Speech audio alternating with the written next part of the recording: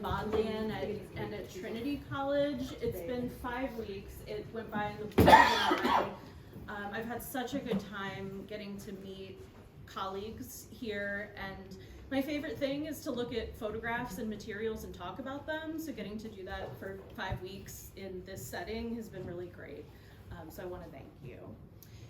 While I've been here, my focus has been centrally on the book that you're seeing at the far left there.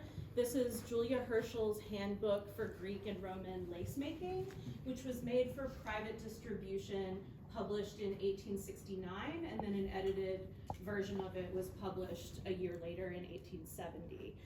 The copy here at the Bodleian is one of 10 copies that I've been able to trace in institutions in the United States, the United Kingdom, and Ireland. So it's very rare. And in addition to that, it is a unique object. It's illustrated with tipped-in cyanotypes. So in each volume, we're seeing different collation. There are variations in terms of the printing. The cyanotype is essentially a blueprint. This was invented by Julia Herschel's father, Sir John Herschel, the preeminent British scientist of the 19th century. He announced the technique publicly in 1842. And it essentially relies on the light sensitivity of iron salts, which gives it the blue color instead of silver salts, which most other photography relies upon. So each of the individual photographs was a totally handmade process. There was no camera involved. It was cameraless photography photograms. So essentially the chemically coated paper, she would place the lace directly on top of it. There would be probably that she would use a printing frame to kind of sandwich it so that the lace, wouldn't move, so that it would be, completely flattened and spread out, and it would be exposed to sunlight and then washed with, simple water to fix the print. Cyanotypes are actually very stable early photographs, so we get this still brilliant blue color that you can see there. Obviously, I'm a photo historian, and I came at this from an angle of photography, and here at the Bodleian, there's Talbot's archive at the Science Museum. I was really excited to get to view John Herschel's early experiments with the cyanotype, but my research kind of took a different direction than I expected when I got here, which is that I started to delve into the world of pattern books, textile pattern books, because Julia Herschel's book is actually illustrated with photographs of real samples of lace, so contact prints of the lace, but also contact prints of reproductions from Bury Palliser's History of Lace, which is the second book that you're seeing there.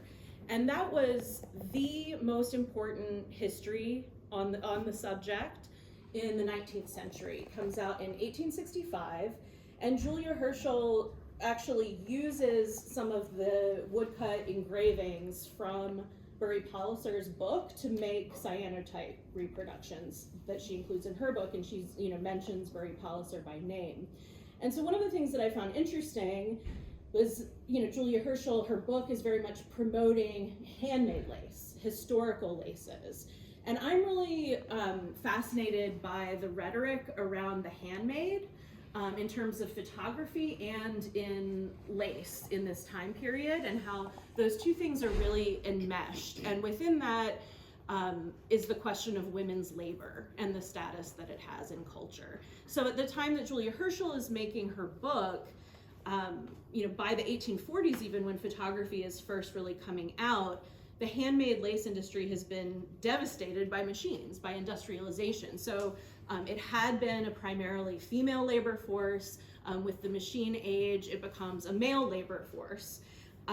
So there is a revival that begins to happen in handmade laces as a kind of reaction to this. So you can think of like the arts and crafts movement is all sort of very bound together. So Julia Herschel's book, with its handmade photograms, in the text promotes looking at historical lace samples to use as the basis for new designs of handmade lace. So she says, to study Bury Palliser because she's giving you sort of the clues to the history. So you'll see in Bury Palliser's book, I have it open to a page where she's reproducing an image from Vinciolo's Renaissance textile pattern book, which is the third book that you're seeing. So Vinciolo was actually the first lace designer to be named in one of these textile pattern books. And his designs, I think the book came out in, I'm so bad with dates, like 1878 or 82, something like that, and then really exploded in popularity. This is also the first book where you see the lace depicted as white on a black ground rather than the opposite. And so I think, kind of tracing Julia Herschel, who reproduces, the same image from Palliser, who's reproducing Vinciolo, gives us a sense of how print media over time helped to disseminate these different motifs within lace designs. And you can see a sort of like continuity over the years, but then how new technologies become part of this world of lace making. So in terms of a kind of visual explosion of lace making, if Julia Herschel's is on the handmade end of the spectrum, lavish and very artisanal, we have on the other end of the spectrum this kind of material, which really proliferated in the 1850s to 1870s especially. And in those decades, you start to see it become more heavily illustrated. Black and white illustrations eventually they include color. And most of these books, so you're seeing some tatting books, different types of needlework. You'll notice their names on them. Mademoiselle Riego, Madame Goubeau, these different names were sort of brands at the time and were typically affiliated with publishers of women's illustrated magazines. So the same people that were producing fashion plates were producing lace manuals to teach middle-class women how to make the adornments to the fashions that they were wearing at the time. And so, of course, their audience is not, Julia Herschel is in their audience, but she's aiming at a sort of more upper class, more scholarly woman who can afford to actually own historical lace, can buy handmade lace, or who has the time to make very intricate handmade lace. So she actually mentions Mademoiselle Riego. Herschel mentions her in her handbook as, so, she's got a lot to offer, but she's all about shortcuts. And, the shortcut is what differentiates the beautiful masterwork of historical handmade lace from machine productions, taking the shortcuts. That said, hybrid examples of lace were very common and popular in the time, where the netting would be machine made, and then women would,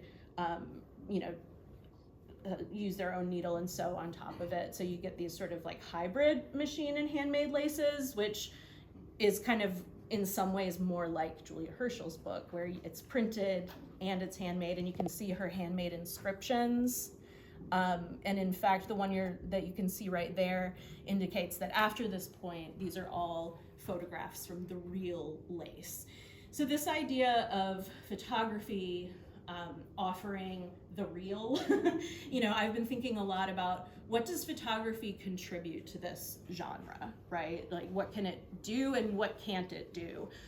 So I'm showing you these two are sort of roughly contemporaneous and after Julia Herschel. So this one is 1870 and this is 1875, where you see photomechanical processes being used. So this is a photograph using a camera and then made with a kind of hybrid, printmaking techniques that use photographic negatives to produce traditional print plates. So here's a Woodbury type, and then in this case you have this beautiful printed ink. So in these cases, the level of detail far surpasses what you see in Julia Herschel's, because if it's contact print, it's blocking the light where the lace is, so you can't see the individual threads, which is obviously a drawback if you're really trying to understand how it was made. And so in fact, in this example, Alan Cole, who was a huge promoter of lace at the South Kensington Museum, now the V&A, he says to get out your magnifying glass and look at these plates so that you can better understand how the lace was made. And then one of the things that I think is interesting that Julia Herschel's cyanotypes do is they bring color into the equation. So you can see how these lace books were actually very colorful. In this case, it's mostly the covers. You have some handmade or hand-colored plates there, but a lot of them included fold-outs that would be very beautifully colored, and you could actually tear those out of the books and start and use them as the background. So within lace making, having colored grounds was actually important for being able to just see the stitches, you know, when you were working. So there was a historical relationship. And with Julia Herschel's book, The Blue papers were used to wrap lace because it was thought to keep them brighter. So the pigment of the blue would keep the whites whiter. And then after Julia Herschel, after 1872, the cyanotype becomes commercially available. The first industrial blueprint papers are released, and the machine lace industry actually takes up the cyanotype and uses them to reproduce the patterns, and then they typically would take a little scrap of actual lace and put it in so that you could then also see the quality of the threads. So Julia Herschel's book sits at this interesting kind of pivot point between handmade, machine-made. She's very much caught up in debates around this question, and the fact that she published this book anonymously, and in many library catalogs it's still attributed to her father, also suggests the ways that women of a certain class had access to photography, learned about photography, but also have been historically ignored in histories of the medium. So those are kind of the ideas that I'm trying to stitch together. The puns on this material just write themselves. Happy to talk more about it, but I don't want to go far over my 10-minute limit. I wanted to show you in her second edition, she includes fold-outs, which is another commonality with the lace books. So you can see that's from the Getty, and my contact information is there if anybody wants to reach out. So thank you.